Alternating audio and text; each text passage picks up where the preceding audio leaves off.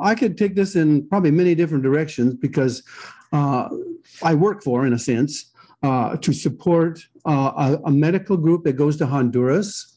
They've been going since 1982, and they've been doing ham radio just about the whole time. Obviously, when they started out, I wasn't part of the organization till about 95 and 96 that I actually was active and going with them. But it started out actually with just a group of dentists went down there with another Christian group, and that was a good arrangement. They were all able to take their stuff down, and I don't think they had container shipment at that point, but they get to lug all their stuff down there. They would go out in a very remote village, and that's still what we do today is we go out to the very, very remote places because our interest is to take medical care, dental, medical clinic, surgical, eyeglasses, anything like that out to the remote places as much as possible. Obviously, the surgery part has to be in a city that has a surgical site, but we co-locate. The way we do it, and I'll show it a little bit more in detail in just a second, but we do about 7, 8, 9, 10 teams, but we do almost all of them at one time. It's a big adventure. It's about 100, 110 people going usually, and we go out to mostly in villages. We'll have a medical dental clinic team and stuff, and like I say, I'll show that. But just so you get an idea of what we're doing all at one time, obviously that is where our communications becomes very important because we have to be able to talk. Everybody has to talk to everybody else because sometimes you might have a very remote village has no electricity, no telephone, there's nothing, no internet.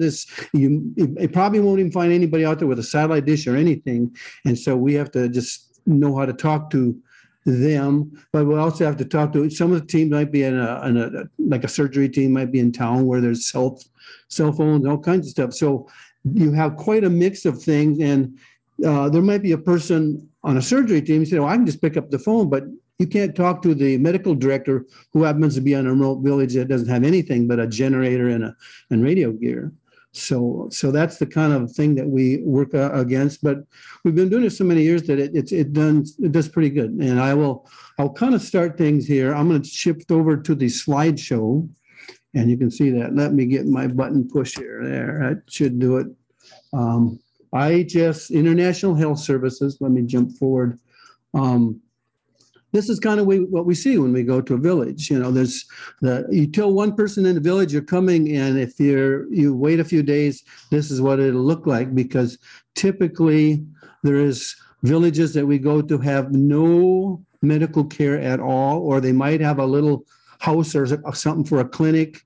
They may have a local nurse who it's kind of like a CNA or something. It's maybe 1 year of training at the most, and that person has to do immunizations and midwife work, and they're everything for the village. So, I mean, they're very good about knowing their limitations, though. They don't try to do anything beyond what they can.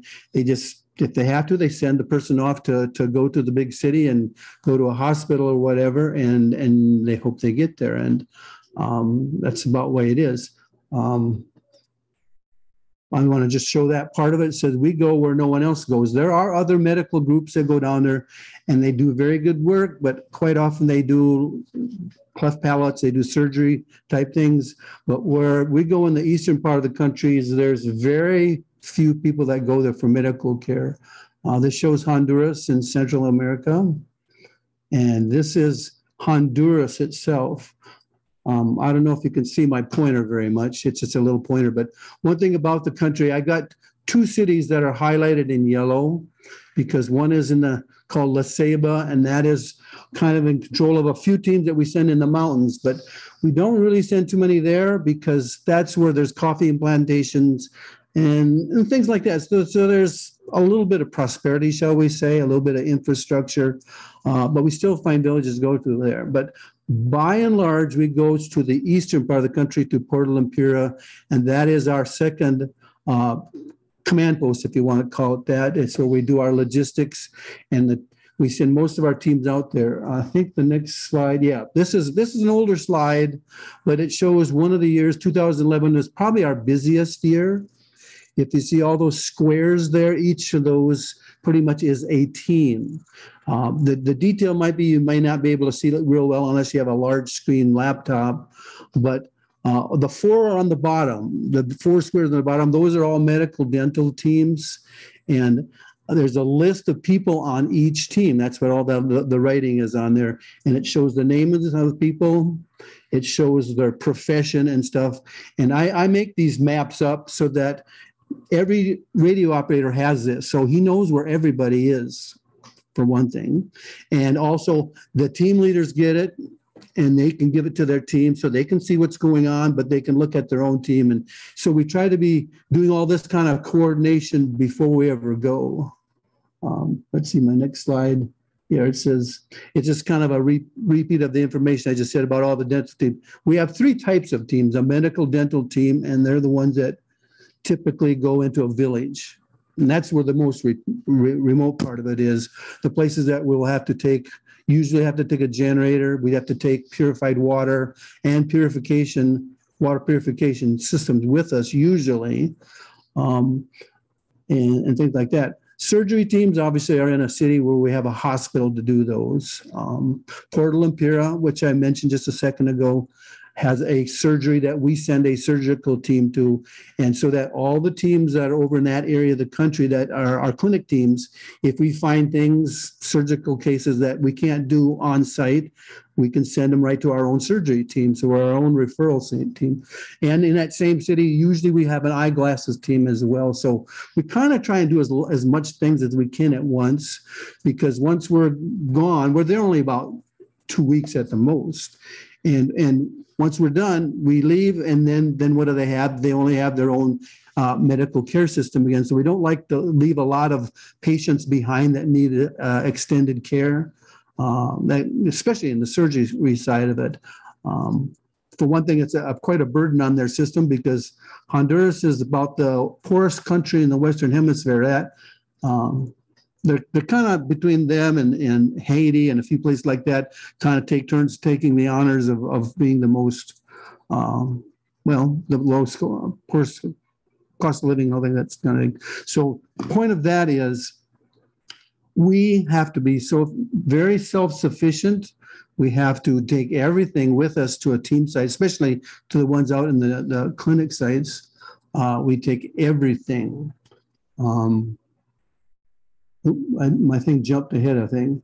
I'm just going to mention a couple of things that we have to kind of bear in mind every year. Even though we seem to have a similar trip every year, really we don't. We may go even to the same places, but we don't know. We have to try and keep local contacts in each village, each surgery site, etc., so we know what to expect the next year. So having a local help, that's quite important.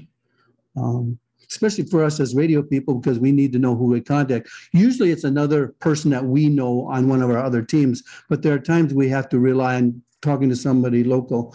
One example is, well, to start with, Hector Godoy, HR3G, can't think of his call sign for some reason, HGB.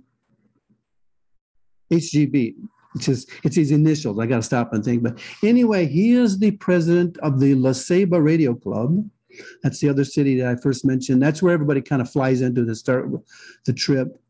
And he is the one who helps us take care of our reciprocal license stuff. Now, how much we need that? There are different times we were told, well, Honduras don't really need it, but we like to do that because we want to know that as well as all the medical community knowing we're coming, that the radio people, we don't really need a lot of help from them, but sometimes if we need something happen, if there's an emergency in an area, we can get equipment borrowed from. I've actually got things from Hector at times, a power supply, a few things like that. Sometimes if we have something that goes bad, so that's a key thing about planning logistics to going into a place is knowing what you will find when you get there, and knowing the people there that live there that you can work with to do that. Anyway, these little slides I just threw in there. Obviously, if you have a plan, you have many considerations. I've already mentioned most of them. When you plan to go, you rely on the people who've gone in the past to tell you what you need to know. And now that, there, let me get past this. When the planning is done, you pack and go. Well, that is true. This is kind of how we start our mission, which is actually normally we go the last 2 weeks of February. It's just a good time weather-wise. It's not the rainy season. It's when people are available, just a variety of reasons. But we have to collect all this. This is a Minneapolis warehouse that we've been using. And we collect and we fill up a container. Occasionally we get so many things because sometimes we get hospital beds and all kinds of other things to take with us, to take down there. Since we're sending a container, we might as well fill it up with other medical supplies that we don't necessarily need for our teams, but the hospitals and clinics down there desperately need anything they can get. So this is how we keep things organized. As we pack all these boxes, every box is packed with a destination in mind. Each color is a different team site. Red, I know, is the one in the upper left corner. That's Portal Imperial. That's a surgical and admin team there. Oh, that one jumped ahead of me. Somebody. That is us loading up all those boxes. That's the particular year this picture was taken. We actually sent 2 full containers of stuff. So anyway, and we can send radio gear if we want to. Although most of the guys that go have their own equipment. A little later on, we'll see a typical setup in each of the villages or whatever, and it's really not a lot of gear. And myself included, I typically just have my own case of equipment and I just take it with me on the airplane when I go. So, all there.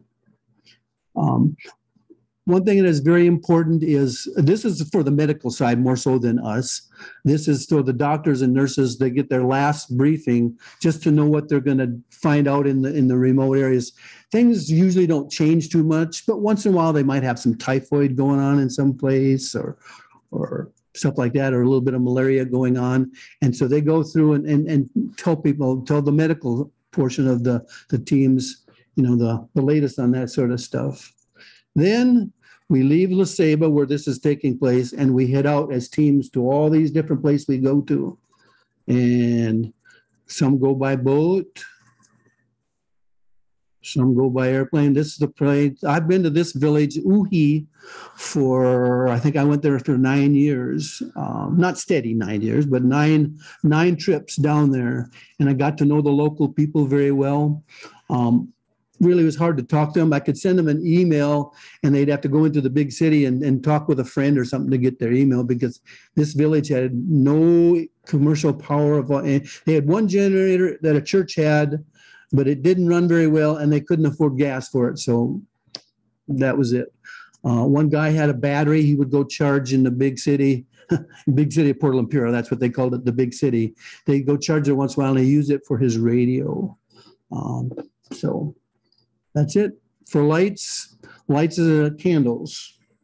This is the same runway. This is just us unloading 2 airplanes. Wings of Hope and Missionary Air Group are 2 organizations that have airplanes. Right now, Missionary Air Group is very prominent in the country. Anyway, they're unloading stuff.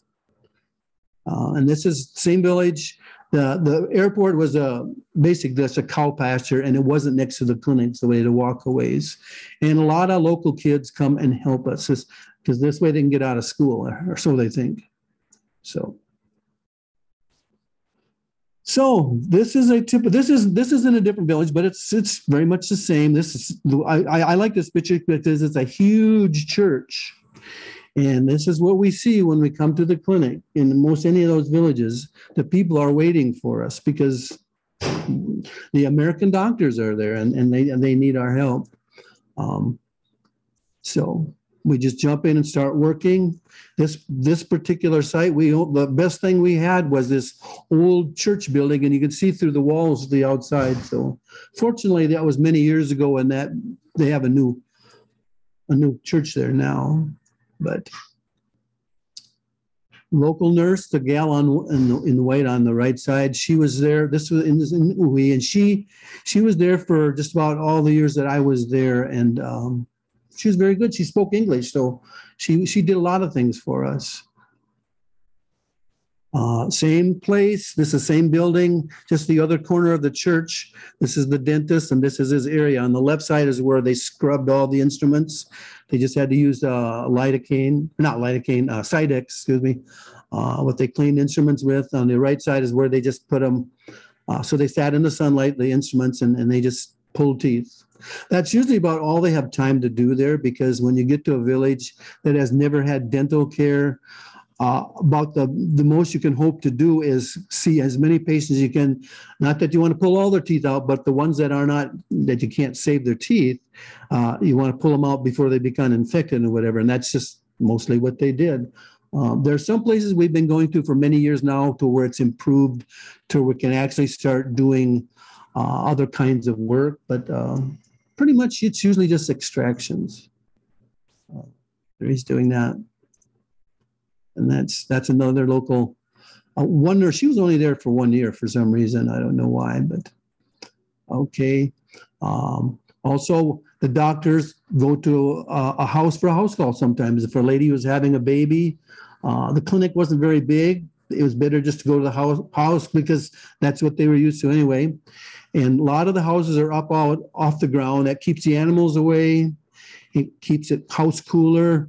And you notice the door, they have some boards nailed across the front. So you know that's a house that has little children in it. So it keeps them from falling out, I guess.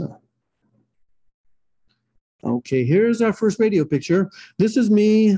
This would have been in about the early 2000s, about 2002 or probably 2002, knowing the nurse that's in the picture. And this was me using, our organization had about 3 of these Kenwood 777A, I think it was. It had a digital display on it, but it was an older radio, but it worked real well, had a built-in antenna tuner. And that's all we did was voice. We had a 40-meter voice net 3 times a day, and we'd talk as best we could. Sometimes propagation was good, and sometimes it wasn't for local. We keep our antennas low for NVIS type ops, and it usually worked pretty good. Anyway, the gal, she's on the radio because she was talking to a different team, had kind of like a patient, not a referral so much as a consult to ask questions about a certain condition one of the patients had. So we just, one team talking to another in this case. That's me. I don't know why I kept this picture in there. It just shows this is the generator. This was the only power that we had while we were there. I took a little motorcycle battery so I could pour the acid in it when I got there, and the generator would keep it charged up. This way I could run 2 meters a lot of the time, but I wouldn't have to have the generator running all the time. So, and it worked out pretty good. And then when I went to leave, I just give the battery to one of the local guys who could use it for something. This is David Hauser. He is in another location. This is probably about mid 2006 about. He has a WinLink set up here. He's got a 706 radio laptop. In the middle, he's got a PTC2, I think a EX, I think it is. It's one of the small version. I've never used one of those, but that's what he has. And we still did voice 40 meters, but we learned that the first year we went, we had a guy with I can't remember what he had. It wasn't a SCS type controller, so he can only do Pactor 1, but we found that it was very useful to be able to send messages out. Even if we had good communications by voice, because a lot of times, for example, a lot of times the pharmacist had a list of things that they wanted, and the person could write out what they wanted, lidocaine, topical, whatever, and all the details, and we just email it so there's no confusion over saying things by voice. Sometimes we would end up getting the wrong stuff and whatever, and making lists and emailing them to the other teams tend to work out pretty good. And so we ended up, nowadays, I would say the emailing with WinLink probably is the most of the communication that we do. So which is good. And obviously in the evening, we can also use it for the team to send emails back to people back home, their husbands, wives, whatever. So it worked pretty good. This is just another station. Yukon was one of the stations in the mountains. I can see it's a little bit better. Again, it's got the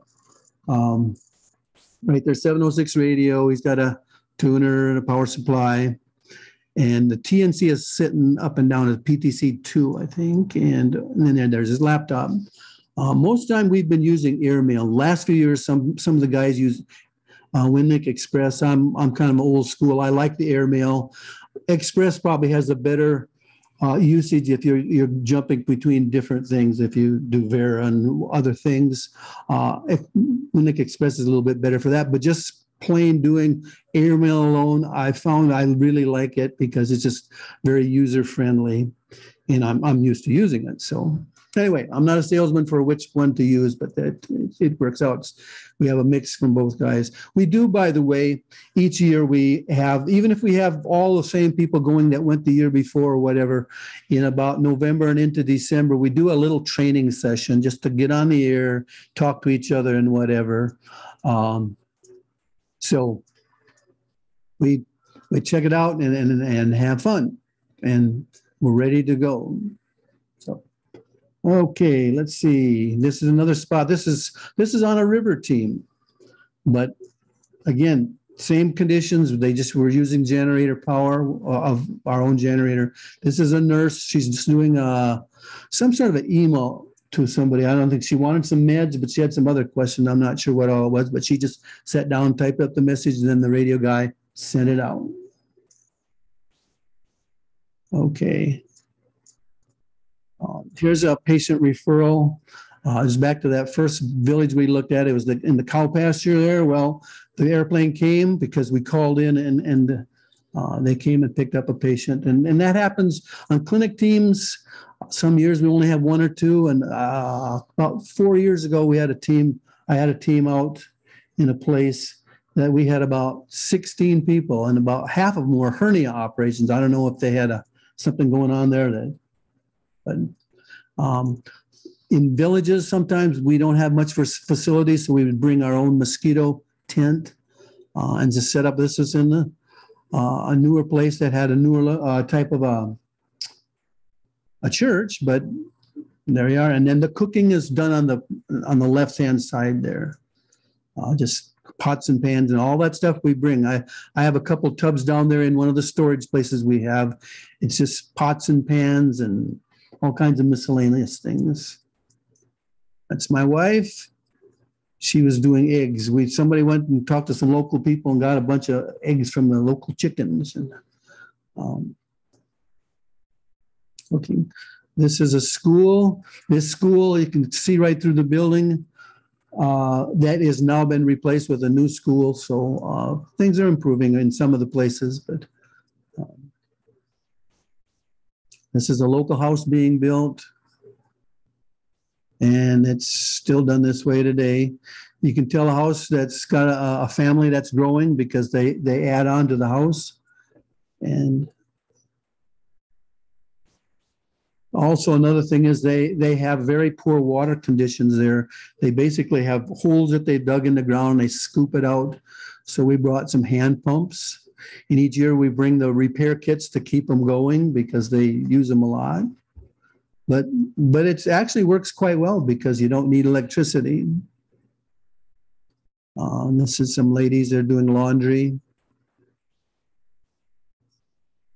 This store in Uhi, this was the only store they had at the time. And what you see as far as the room, it's about half of the room, and that's the whole store. It's up in the very top above her head, right up there. It's a package of Alka-Seltzer, which was kind of funny. But most of the day sell beans and rice and powdered milk.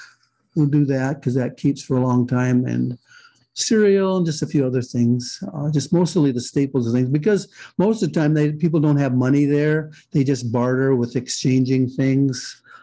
They might have bananas or a few things that they might have grown.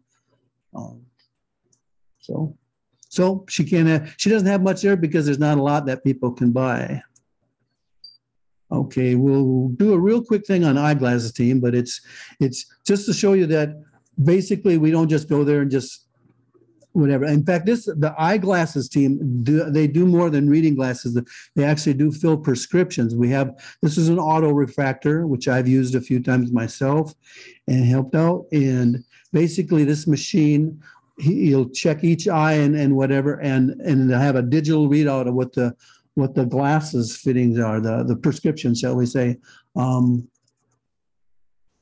This is me just fixing some glasses that were good, except they needed some repair.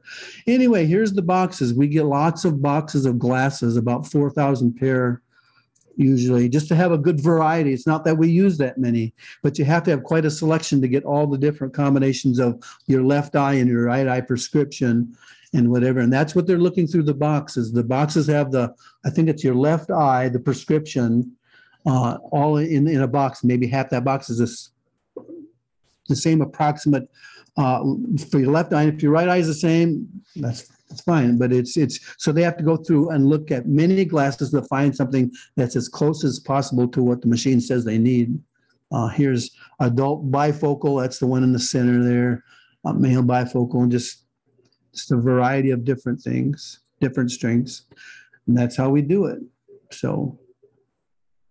And there's a happy customer. The two things that they like to do is for ladies is sewing, and for reading the Bible, things like that. So it's a big help for them to do that. Okay, I'll be real quick on this. Surgery. Surgery we still do the same quality surgical care that we do in the U.S. We have a lot of people. In fact, when they do the surgery side of things, that often have several people sitting in and watching and learning. Let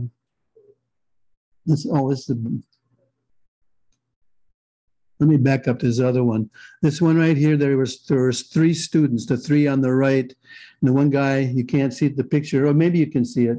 Has his feet. He was sitting on a stool just to get a good view of things. But this was a C-section. And it's just another picture of this was a Honduran student, a person who had finished a certain amount of training, but she was working with Dr. Nemanich. He's a doctor who's gone with us, a surgeon, gone for many years.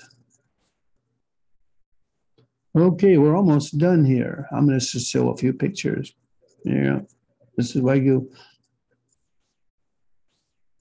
So I've got 100 more people, but I think I'm going to call it quits for a moment because I think you get the idea of what we do. I'll just leave it on this slide.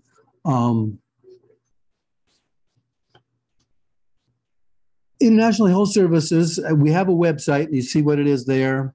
One thing that I have done, I've got some stuff that I have for the radio guys when they go. We go, like I said, through exercises, but also we have to have orientation for people before they ever leave the country. And if you go on our website and you click on where, it has a whole list of all the recent locations that we've gone to.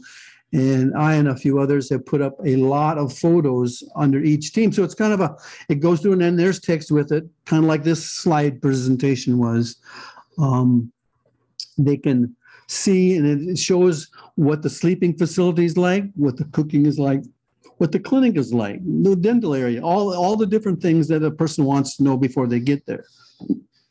So, if you ever wanted to go and look at the 2 places I've been the most, I was to Uhi for 9 years, but we haven't been there for about 4 or 5 years, so I don't think we've got any pictures up for that one. But I've been to Rusrus. It's a village where it's where the airplane stays, by the way. It's Missionary Air Group.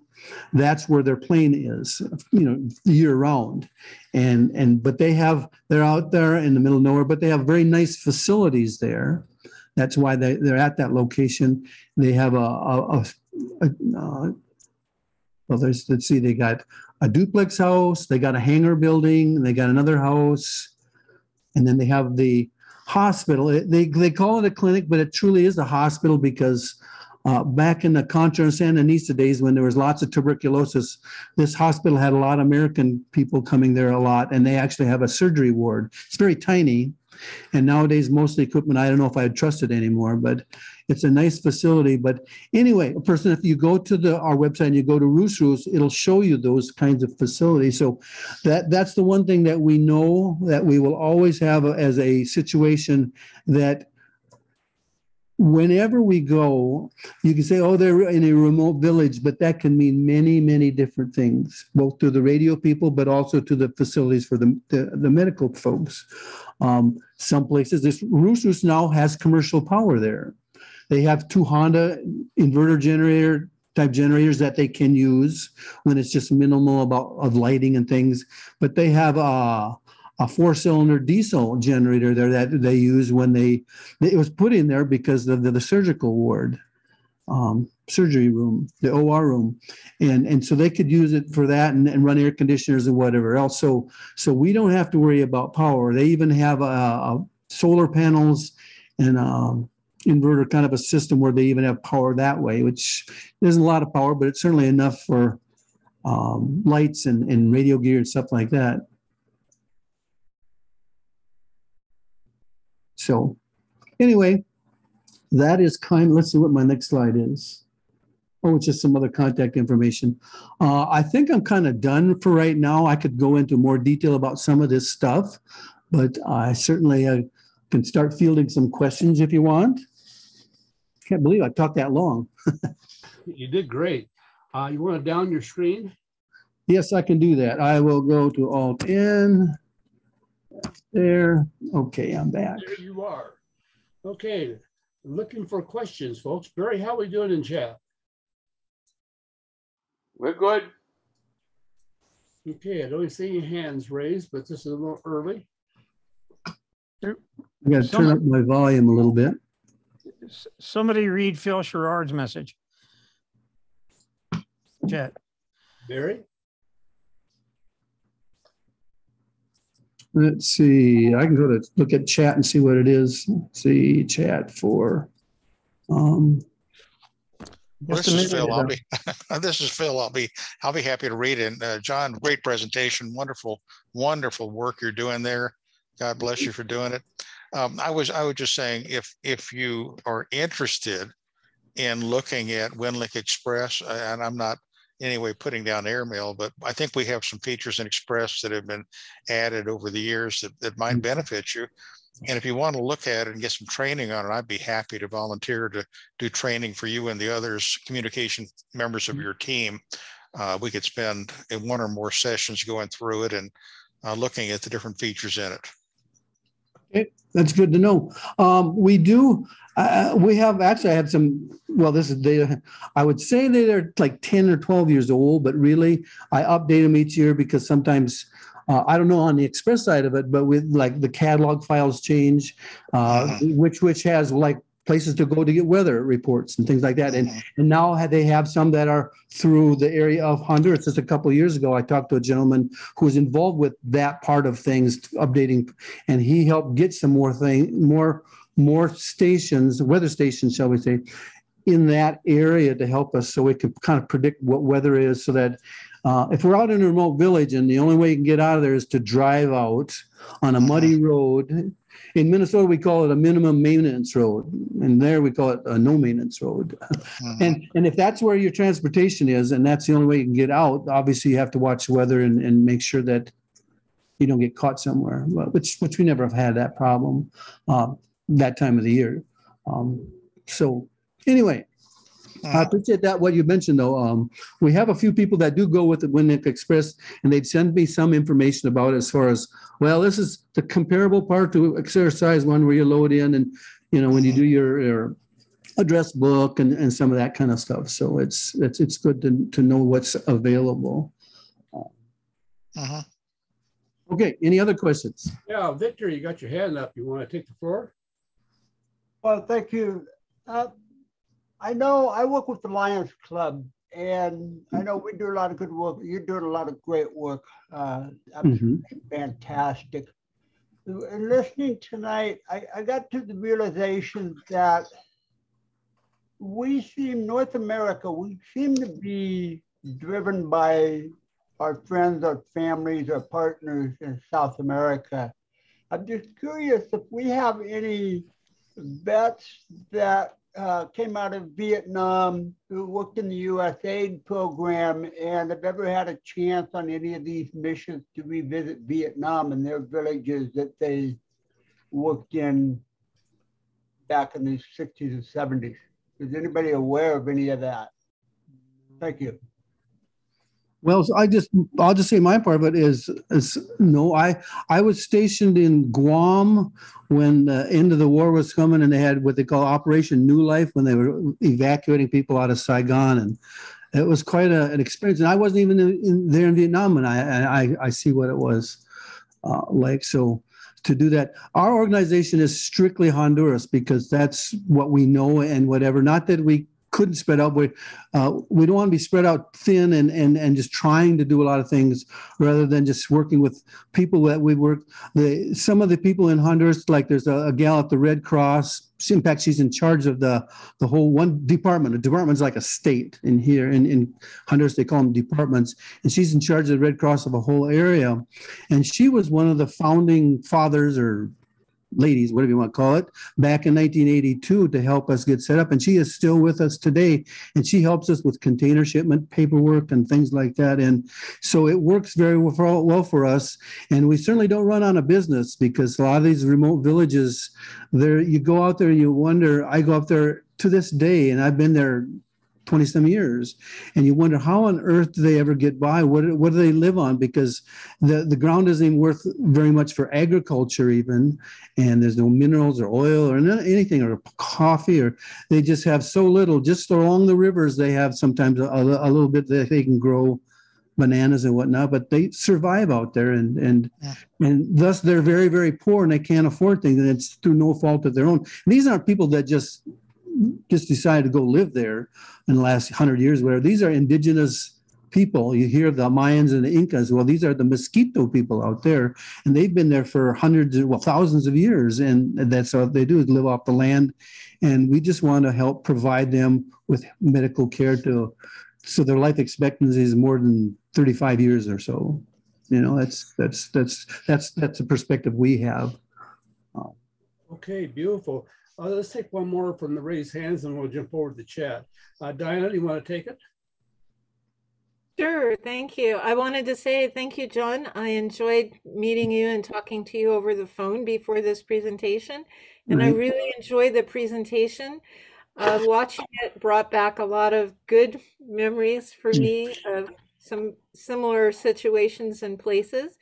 And perhaps one day I'll be able to be part of one of those teams. I think I would enjoy the working as with others on a team as well as the villagers. So you made me smile and brought back some good memories. And thank you for the great photographs.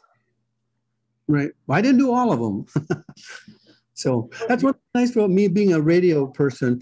Obviously, the doctor is in there with the patients all day long. We'll have like 2 doctors, a nurse or 2, and then a pharmacist and an assistant for them, and a dentist, and they're working from light in the morning till it's dark at night almost.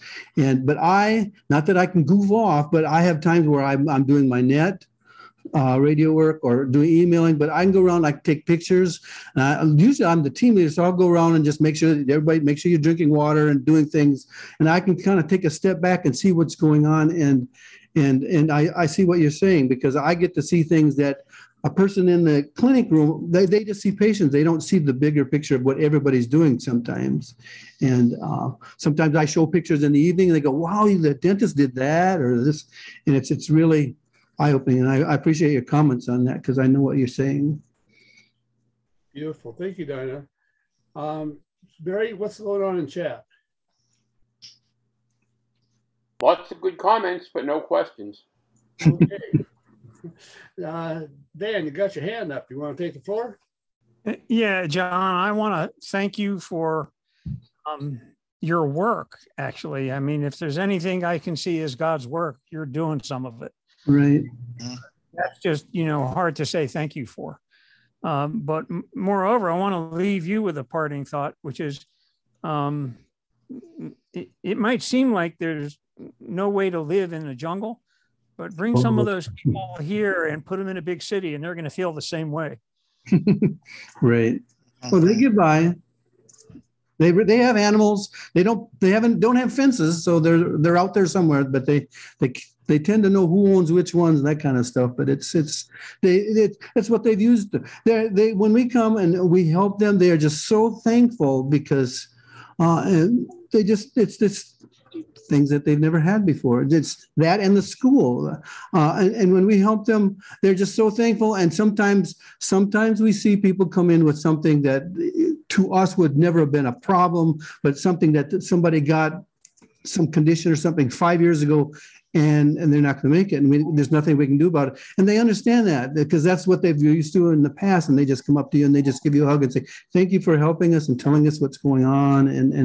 And they'll give you the shirt off their back. They're just so thankful for things. And they try to give you food and we have food and we don't want to take their only food supply, but they just want to give it to you. So it's such a rewarding work that it's certainly worth it. Sounds like it. Sounds like it very much. No more hands are up. You see anything there in chat there, Barry? Nope, we're all good. Okay. This may end up being one of our shorter sessions here. Any comments out there? I do have a question. Is the gasoline available out there? And I guess if you need to transport somebody, you fly them out? Well, I'll try to keep this short. First of all, most of the villages that they're in, most of the remote villages that we go to, there's like a cow pasture or something, so we fly in. And obviously we certainly don't expect any avgas to be there, so the pilot has plenty of gas, avgas. Well, Roosters is where the plane takes off from, but he'll go to maybe pick up from a certain village, Lasangnepura or wherever, and then they'll take the patient on to the Porto La Pira Hospital, where the surgical team that we have is there. And we also, part of our logistics, in addition to sending our own supplies, we also make an order for about 55-gallon drums of avgas. And we arrange, because we know people all over the country, and we get that there. So we may not use it all, but the pilot is thankful for it. And then that's how we pay them, partly is in just the extra gas that we have. And so kind of one hand washes the other sort of thing. As far as vehicles, there are, I won't say there are none. There's one road that goes across the country that goes from Porto Lampira over to Roosters. It's 60 miles of terrible, muddy road, and not many vehicles do it. So that in a village, there might be one old beat up pickup, and they know they have to get gas back in the Porto Lampira or have a big 55-gallon drum or something of gas somewhere. There's no gas stations out there anywhere. They just that's one of the things they just learn, that they know what to do because they know where things are to make things work and whatever. And gasoline isn't, for 95% of the people there, the gasoline isn't a problem because they don't have a vehicle. They will catch a ride on a truck going by if they need to, or they'll walk. You see a lot of bicycles. It's kind of funny seeing them trying to go on a muddy road, but that's what they have. So they just get by. You think about it, that's what we all do. We are comfortable in the world we live in, and we're familiar with the world we live in. And wherever we live, I don't care if it's in the county or in the big cities, whatever, there's always something. Sometimes the people in the big cities want to go to the smaller cities because they're not so what do you want to call it, busy or whatever. So these guys, they're maybe a little farther back because they don't have a lot of, but that's all they know. That's life. It's just like us. Right. Excuse me.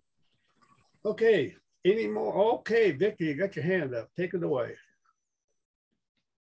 Thank you.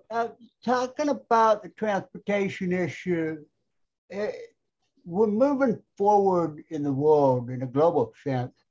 And I was going to start my question with how trustworthy are these people? But then I got to remember, they do have cars and trucks. They do that do that transport, as you say. But I'm curious about the opportunity of getting an electric vehicle or two down there and solar panels so that they can, even if it's just for a medical vehicle of some sort to get into town, get people, patients in and out, whatever. I suppose that's something they would have to consider and how they would work it out and what they want to use it for. But that's just a thought. I know it's a big chunk out of our own pocketbooks for an electric car and charging system. But for something like that, again, it's only one or two, maybe. Just throwing some thoughts out there as to what might be feasible. As far as electrical things, you do see in Rougeous. Of course, there's the American, that mission family is living there with the guy, the pilot of the plane and whatnot. He has a solar panel inverter system so that he doesn't have to run generators a lot of the time. In fact, a lot of times when they have clinic, they don't bother to even have electricity on unless they need it, because when they built the building, they have lots of windows and stuff. And if they need electricity, they'll go turn it on for something. Wes, the pilot, well, he just left. They did someone replace him. But Wes, he was a ham radio operator, and in this room where they had the inverter equipment and stuff, that's where he had his radio gear. And he did Winlink, and he had 2 meters because he had 2 meters in his airplane, and his wife had a license too. They both had Honduran reciprocal license. And when he flew in with the plane, he could talk to her. He said, I'm going to be in there in 15 minutes, and which way is the windsock blowing, and whatever. So there you see these solar panels in different places. In Port Lampere, the city can sound kind of misleading because it looks like a big village that goes on forever with a few big buildings. The hospital is a big building and a few administrative things, but mostly it's just houses. A few of nice cement ones because some of it's actually the capital of that department. I would never have guessed that, but it's the best thing they have out there because there's so little out there. But so you do see solar power. There's so few people have vehicles percentage wise. Electric vehicles, I don't know where you charge them because you'd have to have a pretty good reliable source of electricity to hook up to do the charging and it just, I'm not saying it would never happen, but it would, and I don't know if I would even want to see it, but if something happened where they struck oil or something where all of a sudden where they're infused with a lot of infrastructure and money, they actually, and it's surprising, no time I saw that kind of happen on a small scale is right after Hurricane Mitch came through and just went through. It didn't destroy a lot of expense-wise because a lot of the houses blew over and they just went out and nailed them back together and they were okay. But there was a lot of flooding, so it killed a lot of their crops that they were growing. And so they had to have the UN came in. Now on the other side of the country, it was far more. Bridges were washed out because it was mountainous and all this kind of stuff. So a lot of money came into the country. So it would actually, as far as how well the country was doing, it actually became slightly better for a while because this money came in. They built bridges, they did all kinds of things, but the money still, in the end, 5 or 10 years. That was in 2000. No, excuse me, that was in 1998 that happened, and nowadays you see new bridges and stuff, but it didn't really help the people a lot because that's the way that country is. And I'm not saying it will never get any better, but the thing is, most people in that country are pretty happy with what they have because they do have better medical care. It is the government has the medical care for most everybody because most everybody doesn't have any money otherwise, and they never give any care. They do have private practices for a few people. But that the government is as poor as the country is. So what do? They are very smart that they do lots of immunizations.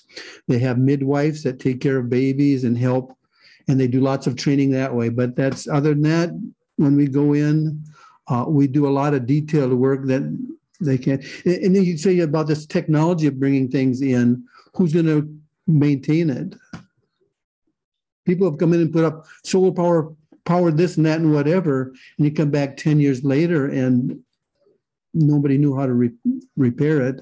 They get people in, but they'd have to fly them in. It costs so much to fly somebody from the other side of the country in to do a repair on something. I end up fixing lots of little things for people, but it was usually just improve their wiring. Their idea of wiring, if the light bulb comes on, it was wired perfectly.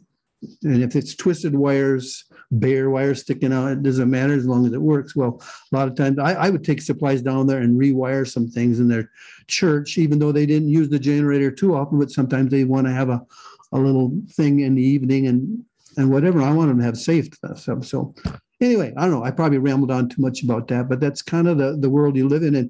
And sometimes you think you want to come and you want to fix everything for them. Well, they don't see things as being broke. They understand that there's a world out there where there's technology, but they're very happy where they're at. In most cases, as long as their health is being taken care of, and they're not malnutrition, and you don't see a lot of that because they do have enough to eat. They're better off than their grandparents, so they're happy. That's how they look at it. Very good. And you're doing fine. I'm enjoying your talk. I'm enjoying your presentation. You're doing great here, John. How we doing? I'm having them watching chat. Barry, pipe up and let me know if you sell something. Okay, I will. Right now, nothing. Okay, sounds good. Thanks, Barry. Any more? I don't see any hands. Any more comments? Getting pretty silent out there. Well, I can add a few more details about things. As far as radio stuff, I talked about voice and emailing WinLink. In Port Lempira, because things are pretty close around there, the Catholic Church has a compound, they call it, where they have a place where the surgical team stays in this. It's actually like a classroom kind of thing, but we use it with beds and we use it. But they have an FM radio station there. And we have in fact, we just put a new antenna up a little higher. At about 110 feet up, we have a 2-meter antenna. Well, it's a dual band, but we just use the 2-meter side of it. And we have a repeater, and that covers most of the stations. So that improved our voice communications to where we could have somebody with a HT up at the hospital, and the surgical team can talk right to the village, to the doctor. He goes over to the radio guy, and they talk and whatever, talk about cases. So there are many different things, and that part of my thinking was before I started is if a person ever wanted to do something else like this, you realize that there's no one quick answer for anything. It depends on where the village is. Is it close to that repeater? You have that kind of communications. It doesn't replace all the emailing, but some. Further away, we have a river team that has nothing. I mean, there's mountains and little mountains, but they're enough that the 2-meter doesn't reach. Even the voice, 40 meters, often it's difficult. And so they rely on being able to hit a gateway station somewhere and do WinLink emailing for just about all their communications, the daily logistics included. So that's a little bit more of the picture of the radio side of it. On the mountain side, it's the same way. They're in the mountains, but usually they're by towns and stuff where there's telephone service of some sort. If they needed to call, they could call, get on the telephone and call the guy in Ceba if they needed. That's where they would call if they needed some more supplies for surgery or whatever. So it's a world where what are you doing or how are you doing it? Well, tell me 2 villages, and then I'd say what the communications had to be for those 2 to talk to each other. So. Okay, sounds very interesting. Indeed, it sounds very interesting. Mm-hmm. For some of us, would probably like to pack up and go down and help you out. It can happen. Right now, we're kind of on a pause mode because of COVID. We didn't go this past February. We had trouble sending stuff down. We send our container down very early because just the change in politics and all that in those countries. We send our container, and it which would normally take about a month or so from the time it leaves Minneapolis till it finally comes out of customs and we get it gets delivered to the Red Cross building in La Ceba. Well, we had a container now, it took almost 4 months. So that we got to say, that's an issue we have to work around, and we might have to go to the mode of buying a lot of stuff there, which is possible. They do have pharmacies and whatever around where we can get our supplies from, but it's a whole lot more relying on local people getting all the stuff and getting the right stuff and having it in time, but you can't get it too early because you don't want it to become outdated and things like that. So that's the real challenges you go through. It is. Right now, COVID is causing challenges to us too. So, and we just don't want to go because if nothing else, if people come into the village, we can have our vaccinations and our equipment on, and we're safe. We're not giving it to them; they're not giving it to us. But that village, as you saw the people around that church on the outside, what if a lot of those villages? It's not because they don't have a lot of COVID going on down there. Probably the same as us, maybe a little less, I don't know. But it's mostly because each village is just staying isolated. They're staying at home and they're staying away from other people because very, very few people are actually vaccinated. I would say maybe 10 or 15% or something. But they stay at home. Now we bring everybody, this village comes here. There's somebody that has it and it comes to there and it could spread pretty bad right now. It's getting better, obviously, but that's one of the considerations we have to take is how on earth do we guess or guesstimate or estimate, but we have to know when it's safe to go back. We're planning on going in October with 2 teams. Normally we don't send 2 teams in October, but we want to do some catch up, and then hopefully February things will be good enough.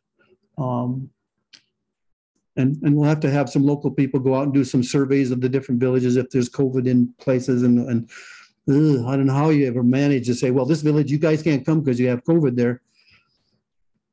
That's a whole new presentation I could give just on what we're doing now because of COVID. So hopefully it'll all go down to something on the par of influenza and things like that. So COVID's been a nasty one for a lot of us for a variety of different reasons. Right. Okay, Victor, you got your hand up? Well, you had your hand up. He's just scratching. Yep, there we go. Curious if you have any, John, I'm curious if you have any relation here between what you're doing and the teams that go down and what could happen here at home. We talk so much about resilience. We talk so much about emergency preparation and organization with CERT teams, ACS, races, areas.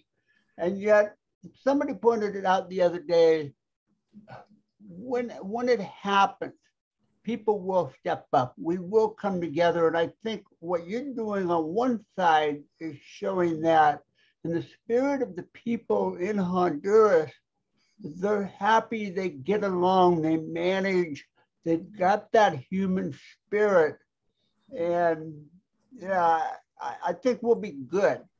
We do here well enough through our own hurricanes and earthquakes and such that people do well, people do come together and make good things happen. So any more thought to that? Thank you. Yes, I agree. That's the short answer. Yes, the people there, like as I've said before, is it's not like they come to you. They come to you because they know you have medical care that you can give that's not normally available, and they have something. Well, this arm has been bothering me, and it probably was broken or something. And they'll come and can you do something for it? Or a lot of times it's just respiratory things because they cook over open fires and they come in and you do your best, and you don't see a lot of people afterwards say, oh, they couldn't do this, and that they're complaining and whatever. They're thankful for what they get, and that's good to know. And we could also ask a certain guest appearance here of David, WA9 OTP, and it says Tennessee. I know you've moved lately. I know this guy because he's gone with us a number of times. So he's keeping me honest, so I'm not telling big stories and stuff. So. Hi, David. Go ahead and talk. You've got the floor, David. Yes, thank you. Great presentation, John. Good to see you again. Thank you. One thing I wanted to add to what you've done was in some of the work with using WingLink down there. This is my experiences from about 2004 to 2010 or so with IHS. And early on with WingLink, we established an RMS or a PMBO then, but RMS in Ceba as an internet connection point for WingLink. And Steve Waterman got involved. He says, give me an internet connection and a computer running WingLink or airmail at that time, I guess, and I'll have you up on the air, in 2 hours. Well, it took a little bit longer than that because of the ports that we had to open up with the cable supplier down there. But eventually we got it going, and that was good. But one of the problems we ran into with a lot of radio communications in Ceba was there's so much QR Mary. It's a very, very, very, very noisy place. The noise floor was just tremendous. So that didn't really work out. We had great support from station in Texas, K5T, I don't remember his name now, that had a pair of stacked 40-meter beams. Well, inside DW is Tom Whiteside. Tom Whiteside, yeah. He had a pair of stacked 40-meter beams aimed at Honduras for the 2 weeks we were down there. And so that was great support, as well as a number of other RMSs around the States. But we found that just making the hop back to the States turned out to be the best connection for us. The other thing about antennas was, John mentioned NVIS, and that was great. That's what we needed. It was also a limiting factor that the palm tree on the eve of a building was the highest thing around anyway, so you couldn't get very high in the air.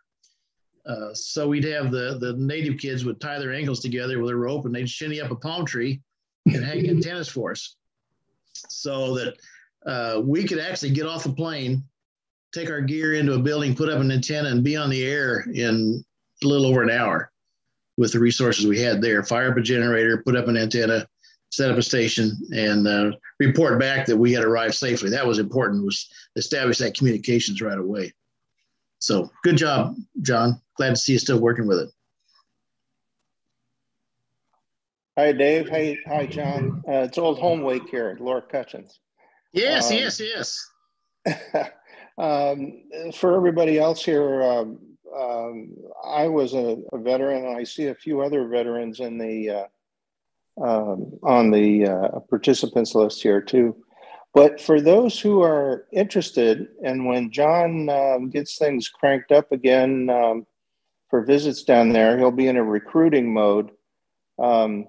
Let me just say that for anybody interested in emergency communications, you will find no better experience than to make a trip down with IHS to Honduras. You'll see how logistics are done to perfection, and you'll see how a team works like no other team I've ever been on works. And you'll also see how communications problems get solved the way that MacGyvers and problem solvers solve problems.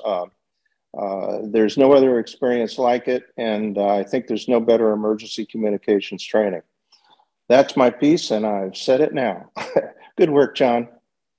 Thank you very much. Appreciate that. Those are great words. I'm sure John appreciates it. Go ahead, John. Hello. He's muted. Says he's muted. Yeah, John, you're muted. I don't know how that happened. That was I shut it off because I was doing things and it was clicking on and off. So anyway, did you get all that? Just kidding. No, I was just saying about Loring. He has been on that village I talked about, Uhi, the first place that I went to as a clinic team, and he was there, and he, and like many other people, even brought sons and daughters and stuff like that. My wife has gone with me many times, things like that. So it's something that's not just, and I'm not saying you have to go with IHS to do it, but that's sort of an experience when you do it with your children, especially. It's such a thing. My daughter, she's grown up and has kids, and it's not her thing.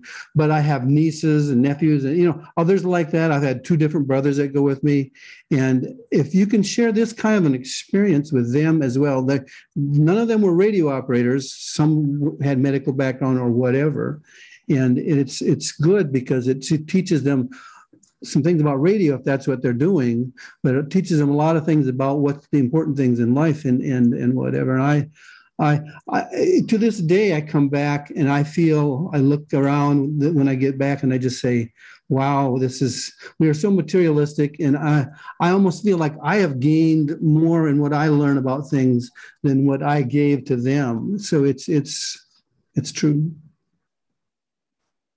I'll back that up, John. I took 2 daughters down, one after the other, different years. And I think they each went twice.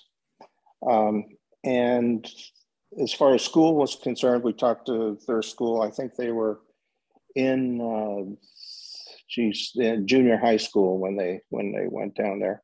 And the school said, well, of course, you're going to take as much time as needed. They're going to learn more there than they will here at school. And it's a great experience to do it. So we did. And my daughters are now in their 30s, raising their own families. And it was a life-changing experience for each of them. It was probably the best education they ever got. So now they're going to take their kids, right? So that'd be kind of good. Yeah, once they get past the hectic stage. Okay. Well, I never had a history. Yeah, I never had kids that way. Oh. Okay, Barry, how we doing? We're looking good. All right, this has been a great presentation. Great talks going on here. Some eye openers for a lot of us. I appreciate you doing this, John. Thank you. And unless we've got some more questions, hands up or something, comments, whatever, we'll wrap this up. Okay. I don't hear anything, see anything. I see no evil, hear no evil. Okay. Well, John, I say again, thank you very much. It's been a great presentation. Hope to have you on again sometime. And we'll say 73 is everybody.